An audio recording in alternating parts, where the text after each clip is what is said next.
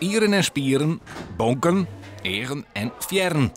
Ze binnen alle keer van dichtbij te bewonderen. Het museum is 3 jaar aan het lobbyen west om de besten hier te krijgen.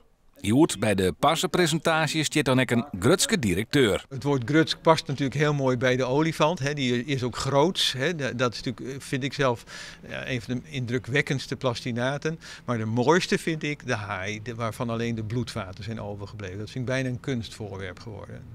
En om de besten te krijgen, hebben de makkers een speciale techniek ontwikkelen.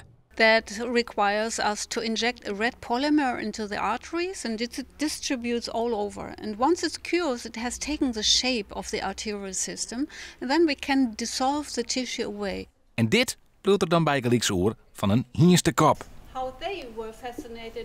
Er is een protomedia belangstelling voor deze tentoonstelling. Net vreemd, want het is al een keer betocht door de wraadverneemde kunstenaar Gunther van Hagens. Hij prepareerde jeder echte mensenlichaams voor de expositie Bodies. Na New York en Londen is dit een primeur van Nederland. We zijn de eerste geweest die contact met hun hebben gezocht en het gesprek zijn aangegaan om hem naar Nederland te halen. En dus niemand van mijn collega's of concurrenten, hoe je het wilt zeggen in deze, die dat idee heeft gehad, dan wel ertussen is gesprongen of meer heeft geboden of wat dan ook maar. Dus het is een fair proces geweest. Alleen we hebben wel wat moeilijkheden moeten overwinnen. Zo moest het atrium ontdekt worden, dus stikken dichter op elkaar, omdat het museum einsteliets is. En binnen ze jeder benauwd voor te volle dan voor de minbeziekers. In smaller markets, people appreciate the exhibition even more because they are happy that an exhibition like this comes to their market.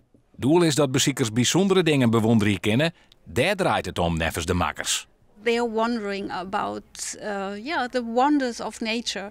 And I know by experience that people afterwards feel more respect and appreciation for all these creatures, but in life in general as well.